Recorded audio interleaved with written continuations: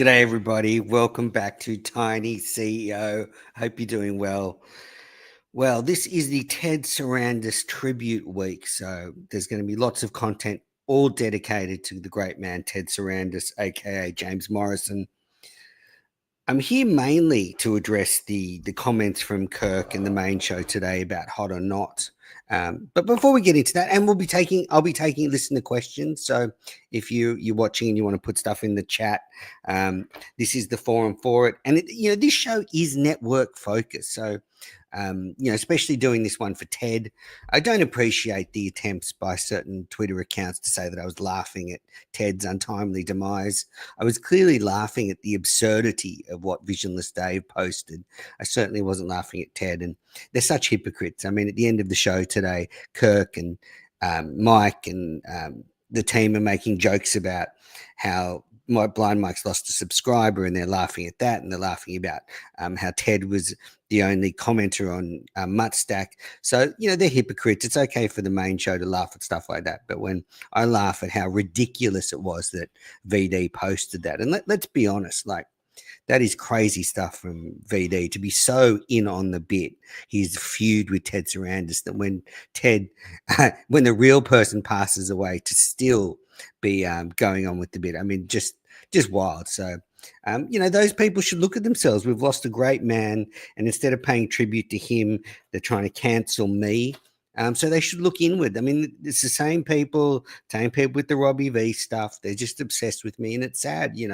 We've lost one of our finest contributors to the world. He was, one of my top 5 favorite Twitter people, and they're all just there trying to make up shit. So it's very, very sad.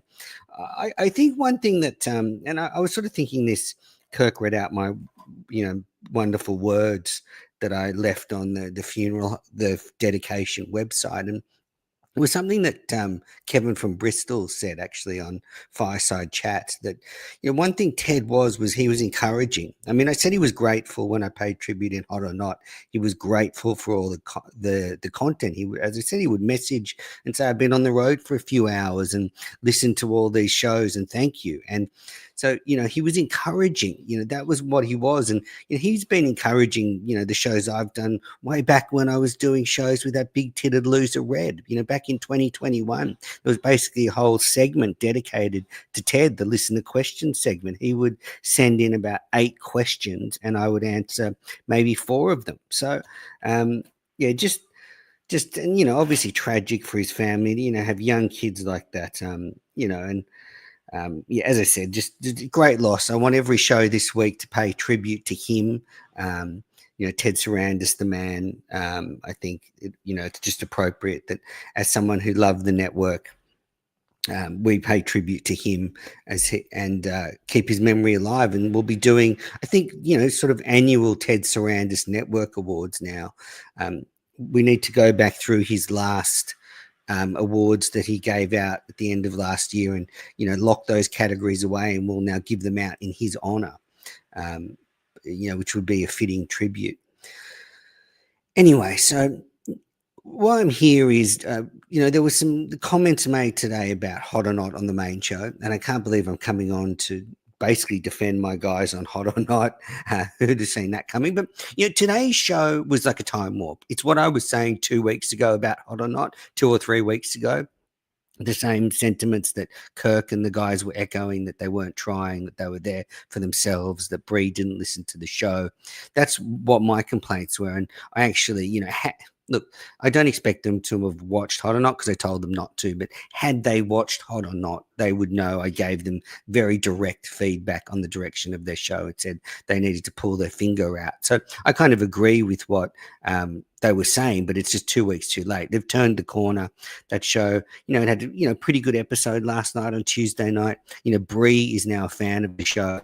So it was uncalled for criticism, I think. And even last night on their show, it's about 50-50 KMS and non-KMS content. I mean, they do the Hot or Not stuff where they rate all the what the third chairs are wearing and the look and stuff. So, it's 50-50 KMS content, which is fine.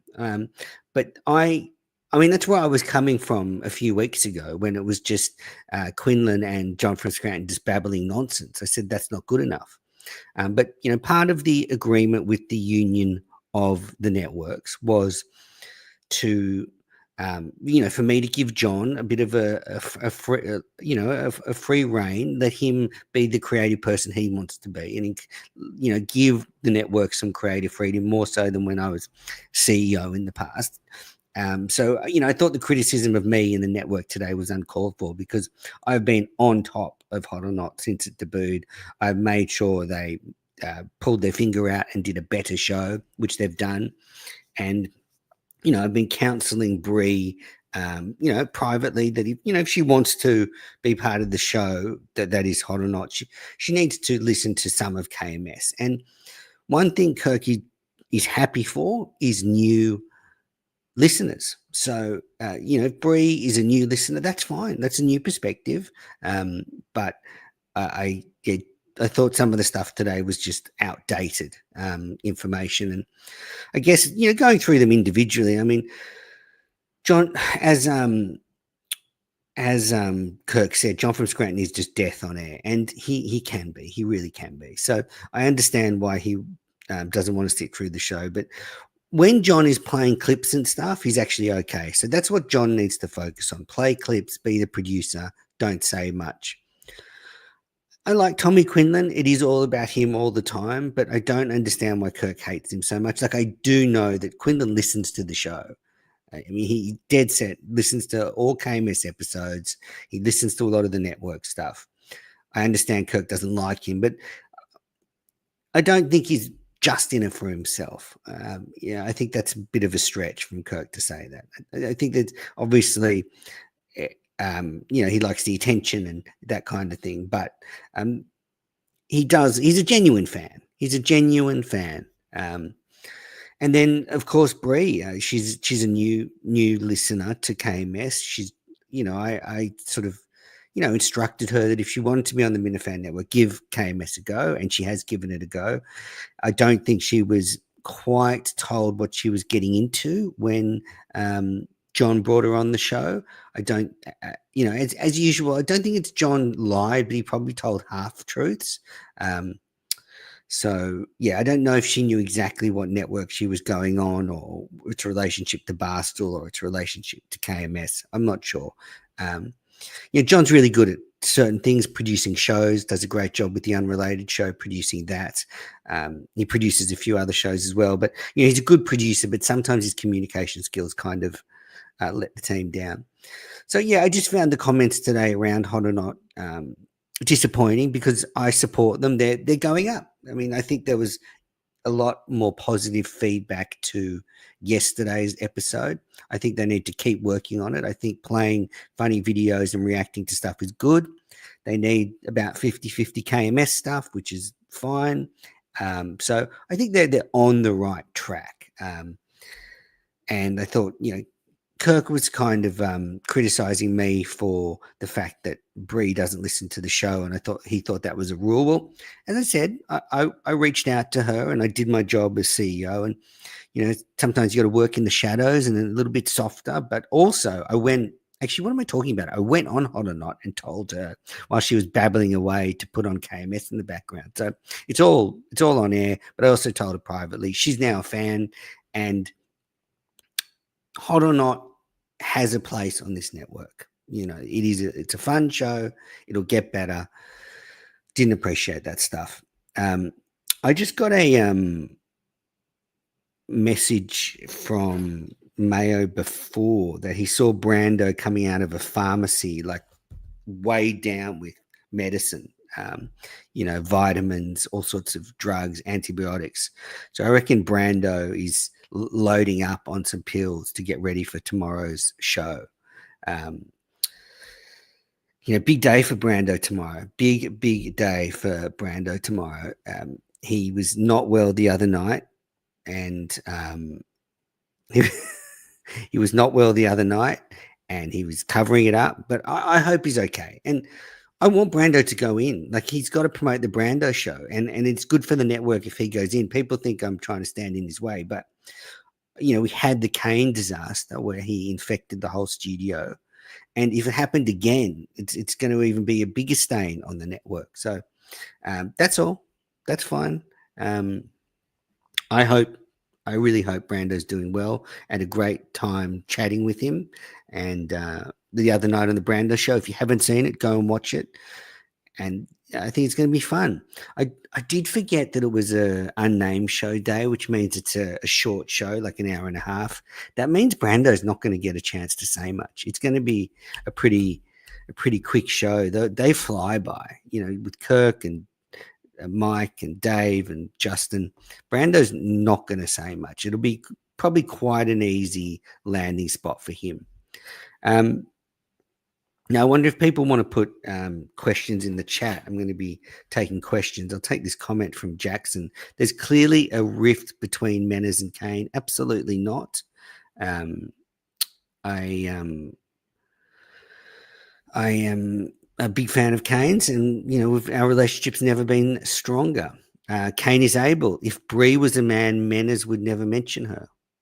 I think that's a fair point. She's a young, attractive woman, but she's also on the network, and I'm the CEO of this network, and I'm effectively one of her bosses, or her boss, or she called me her daddy, and therefore, I have to, look after her. And I think I mentioned everyone on the network, like especially the shows that need a mentioning, like PRC Chomps. It is what it is. It's very good. What can you say about it? It's very good. Timeout Talks. I mentioned all of them. In fact, I mentioned all of them. Yeah,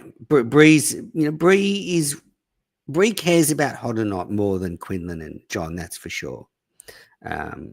So that's a good thing. I mean, the network needs talent, and I do like having members of the opposite sex on the talent on the network. All right, Beyond Average Mick, Hot or Not is a great show. Well, it wasn't a few weeks ago, but when I gave them a stern talking to, they pulled their finger out, and it's on the path to being a very good show. Michigan Man, what do you make of Freddie taking a break? Well, I think we saw tonight that maybe Fireside, I wouldn't say it's run its course, but, he had Kirk on, had a bit of a down show this week. Probably time for Michigan Man to take a break. Probably time for Freddie to take a break, Michigan Man. But I hope he doesn't, because it's a great it's destination viewing on a Wednesday night. Tonight was good. Kevin, Quidditch guy, it was fine. The quiz didn't work. It's funny because the quiz has never worked, but he keeps going with it. So that's he keeps trying. But and he apologized for taking a shot at the rest of the network shows. That wasn't well received. So if he wanted to take a break, absolutely. And I do think sometimes as a creator, you need a refreshing break. So that's why I think seasons are a good thing. You can say, I'm going to do 12 fireside chats in a row, then I'm going to take a month off, and then I'm going to do 12 more, and I'm going to take a month off.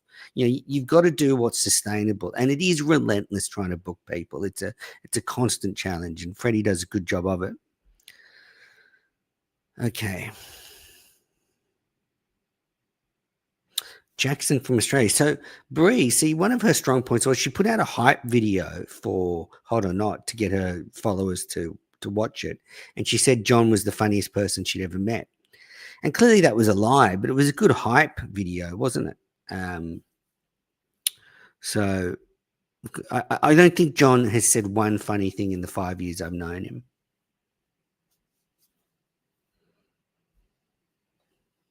Yeah, he's a nice guy, but just not funny. Just not funny. Yeah, so just wanted to jump on to really discuss to clear up this stuff about Hot or Not. I didn't like the allegations that we're just letting the network be a free-for-all for people that have never listened to KMS. Clearly, that's not true. It should primarily be for people that listen to KMS, but I'm pretty sure Josh and his partner don't listen to KMS. Pat and Kat didn't listen to KMS. I mean, there's lots of people that don't listen to KMS. So I think it was kind of a pick and choose moment from Kirk. But I want Hot or Not to be engaged in the world. We're getting there. Geez, Fireside Chats, 117 views. That's a big drop for last week. Didn't really gather steam. It didn't. Just something about it this week. I thought it was average. It was average with Kirk, but this week, for some reason, there just wasn't gelling. I don't know. Freddie did seem a bit flatter than normal. Maybe his batteries were running out. Um, and Quidditch guy is lovely, but he's not the most dynamic. And Kevin was super serious. He was, really serious. And, he said some really nice things about Ted and said he got quite emotional about it.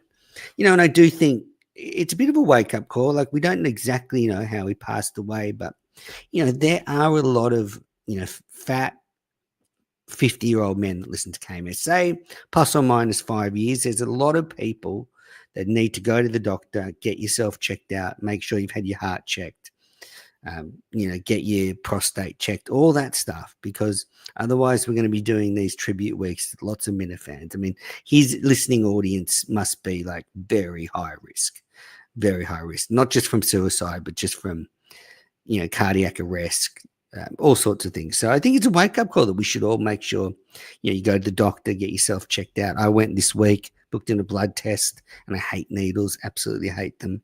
But I'll be going to get myself checked out. I was kind of disappointed today they didn't mention Robbie Fox's appearance on the network at all.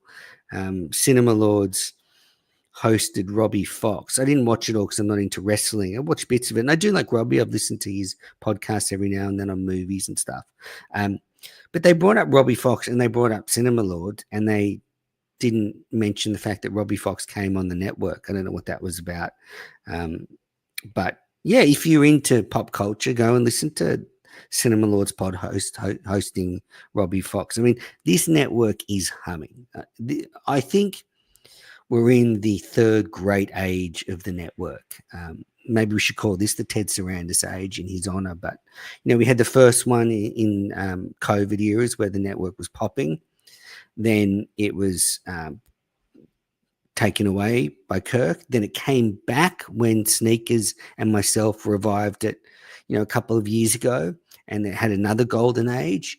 And then Kirk and John destroyed it.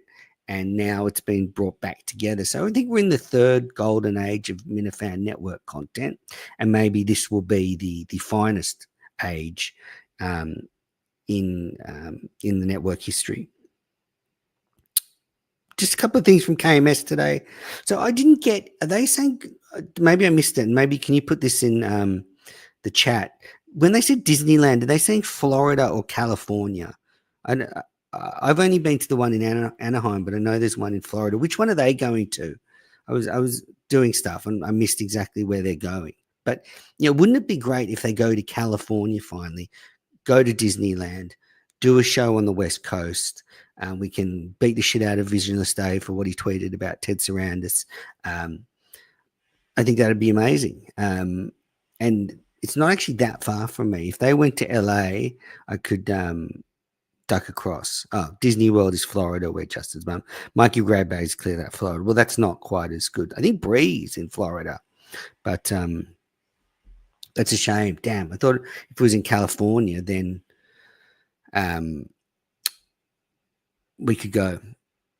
Confused Duck, have negotiations with Stein progressed? Yes, he wants to do his first show on March 24th. So I told him that's a bit too late because people have forgotten about him by then, but he needs to plan it. Michigan Man, Stein should do a performance review with each network show. That would be hilarious. Confused Duck, has there been any contact with McFuss Daddy to bring back Mount Kirkmore or KMS Jeopardy? Two of the best network shows to date. Fuss is a great host and has great chemistry with Beanbag Ron. Look, and I'd be curious for Kane's input on this. Maybe you can address it on Kane's Corner. But Kane had McFuss Daddy on a show, and I get the feeling McFuss Daddy's just kind of lost interest a bit in doing shows. I'm not sure why. I'm not sure. It sort of seems to me there's other stuff going on. I think he's got other interests. He's doing other stuff. But I think he, I think maybe Fuss is just not interested in doing it. So that's a bit of a shame. I would like him to come back. I'd really like him to come back. But yeah, Ron's certainly not interested. I don't know why. I do not know why he's. Yeah, I'm not sure why he's not interested either. But maybe you just can't be bothered. But no progress to answer your question. Confused duck. Oh, that's a shame that they're going to Florida. Brandon is taking notes and writing down questions as we speak. Good. I'm prepared. I hope you're loading up on the antibiotics and all that stuff. All right. Well, I guess that's about it for Tiny CEO this week. I've done about 50 shows in the last few days. I did Fantastic Manners Live on the weekend, then I was on the Brando show, then I was on Hot or Not. But just sort of looking back on the week of shows so far, it's been another really strong week. My Montante's appearance on the Unrelated show has gone really well. So if you haven't seen that, go back and watch it. It's also on the podcast feed. It's got a ton of listens on the podcast feed. So that's certainly unmissable stuff. I had a good time with Brando.